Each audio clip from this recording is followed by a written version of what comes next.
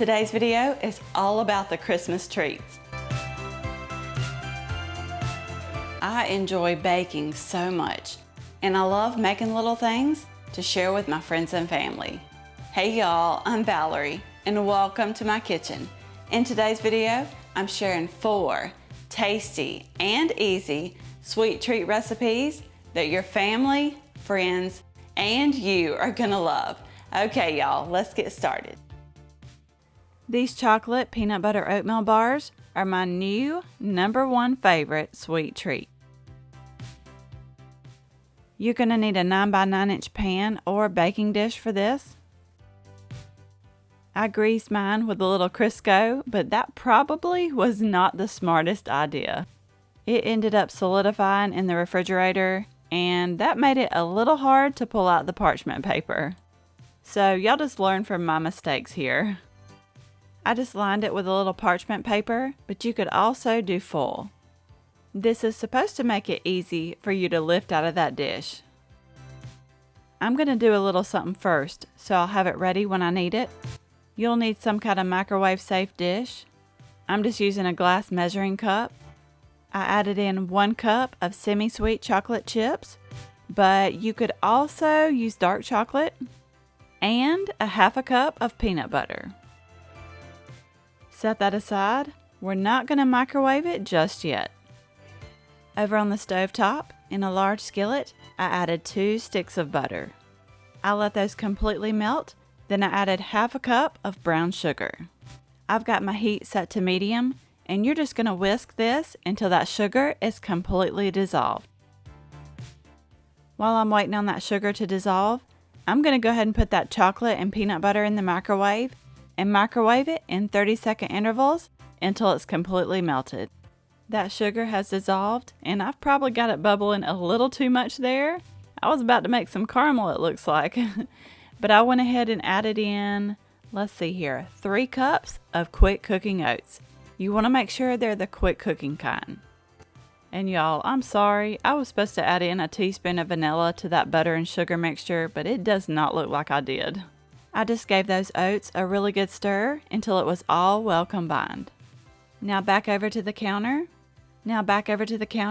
I've got my parchment lined baking dish, and I'm just spooning in 1/2 of that oatmeal mixture. And by the way, if you're enjoying this video so far, I would really appreciate it if you would give me a thumbs up and hit that subscribe button. That way you don't miss out on any of my future videos. Because I still have more Christmas treats to share, and you do not want to miss them. Okay, and now I'm just spreading out that oatmeal mixture, and I'm pressing it evenly into the bottom of that dish. It's not going to be super thick here, but you just want to make sure you cover the bottom of that dish. Now here's the chocolate and peanut butter I melted. You're going to pour in 3/4 of that. We're saving the rest to drizzle on top.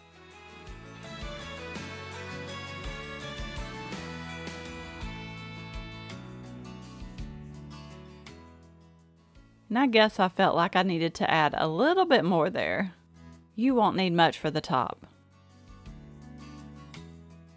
Now just use a knife, or you could use a spoon, or even better, if you had an offset spatula, to spread this out. Mine was in the dishwasher. That's the only reason I didn't use it. Now, I didn't think this was going to be easy to do since that chocolate was still melted, but it ended up working out just fine. As long as you try to sprinkle it evenly over the chocolate, you'll be able to get everything covered up. I think chocolate and peanut butter are 2 of my favorite things.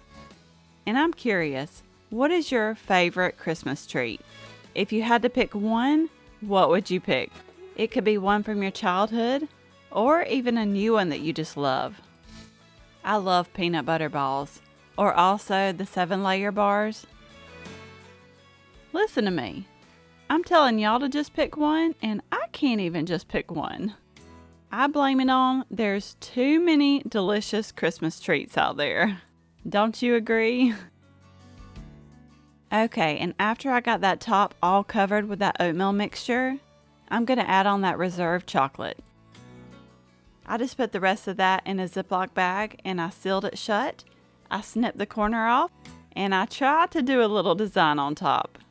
You don't have to do this if you don't want to. It's totally optional, but I thought it would make it look extra cute.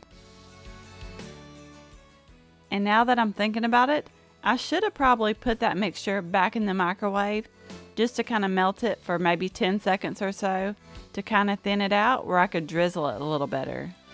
And before that chocolate had a chance to set up, I had to sprinkle on some Christmas sprinkles. Everything's better with sprinkles, especially at Christmas. Now you'll want to put this in the refrigerator for at least 2 hours until it's completely set, and then you can cut it and serve it. These were absolutely amazing, and I'm telling you, if you try anything from this video, you have to try these. If you love the no-bake chocolate oatmeal cookies, you are guaranteed to love these. And as you can tell, my husband had a fit over these. When I seen these apple cider cake mix cookies, I knew I had to try them. In a large bowl, you're going to add in a vanilla cake mix. Try to stick with Duncan Hines, because for some reason, Betty Crocker has decided to make their cake mixes smaller. It's crazy. And here's the fun part. You're going to add in 4 packets of the spiced apple cider mix.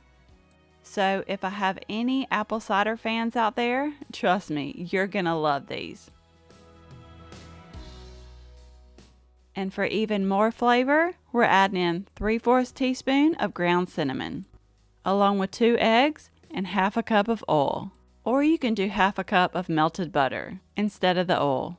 I love the flavor of butter, but I have found that when I'm making cake mix cookies, if I use butter, the cookies don't spread as much. And that's good for a lot of them, but with these, I wanted them to spread out just a little bit. You're going to mix that until it's just combined.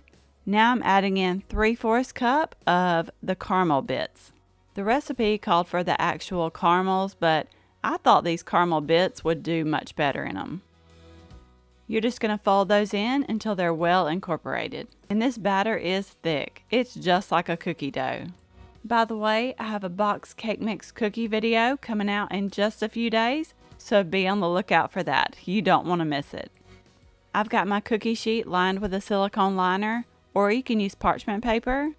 And I'm using a 2 tablespoon size cookie scoop just to make sure all my cookies are the same size. And these do spread a little, so just make sure you don't have them too close together.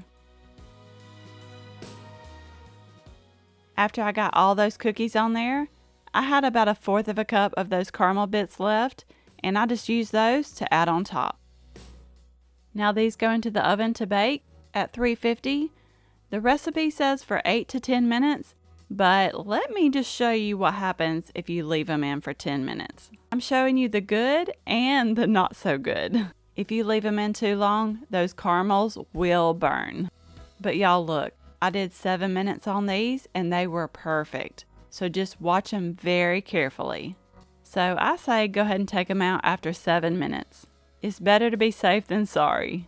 These were so good. I love trying new stuff like this. And I'm telling you, you won't believe all the different cookies that I've made from a box of cake mix. And if you're not a fan of the apple cider, you could skip that altogether and just do a yellow cake mix, oil, eggs, and chocolate chips, and those are delicious too. The kids really loved these holiday cake mix cookie bars. In a large bowl, you're going to add in a 15.25 ounce box of cake mix.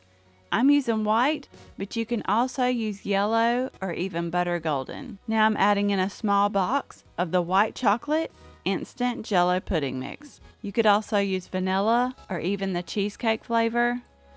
I just gave this a little stir before I added the rest, just to make sure that pudding mix was all mixed in there. Now you're going to add in 2 eggs along with half a cup of oil. And you can mix this by hand, or I'm just using my electric mixer. You just want to mix it until it's well combined.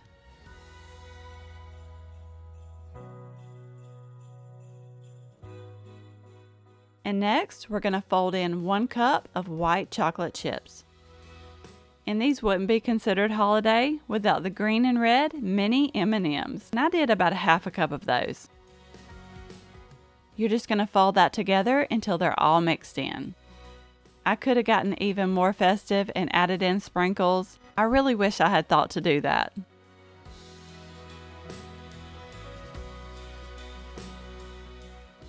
I've got a 9 by 13 inch baking pan, and I did make sure to line it with parchment paper.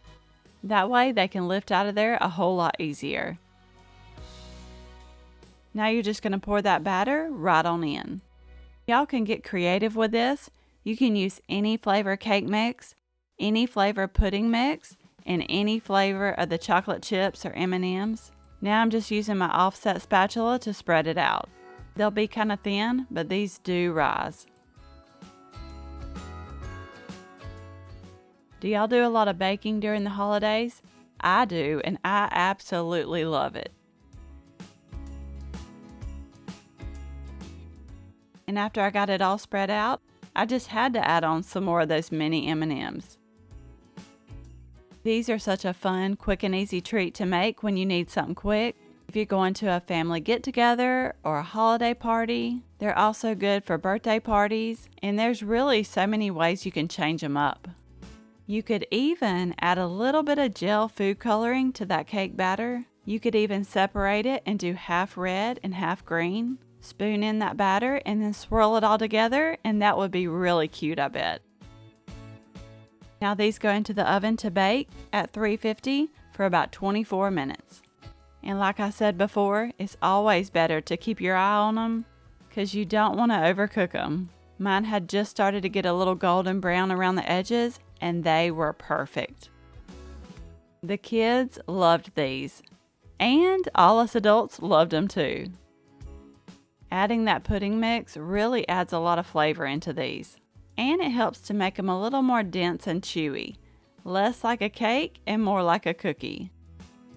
Yeah, so you can change these up for all the different holidays and enjoy them all throughout the year. This Crockpot Hot Chocolate was a winner for sure.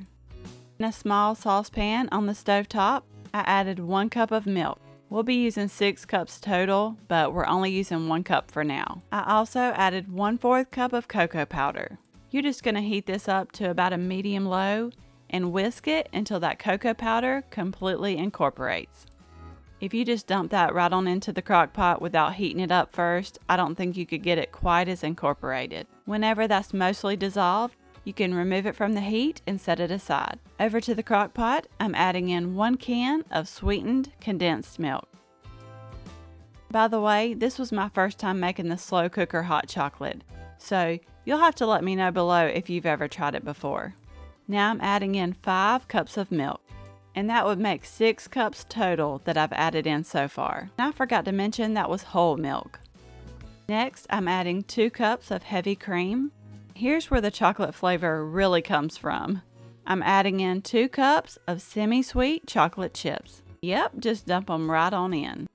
You're also going to add 2 teaspoons of vanilla. And now you can go ahead and add in that milk and cocoa powder that we made up just a little bit ago. Then you're just going to give it a really good whisk and make sure it's all mixed together. It is very important when you're making this. I tried to give it a really good whisk at least every 20 minutes. You do not want that chocolate to burn on the bottom. I covered this, and then you're going to set it to cook on low for 2 hours. And y'all, this is a new crock pot. By the way, I'm loving it, but I'm still learning. And it has a saute function on here where you can use it like a stovetop. So I could have done that whole first part in the crock pot here, but just so y'all would understand it better, I did it separate. And like I said before, while this is cooking, you do want to make sure you whisk it pretty often.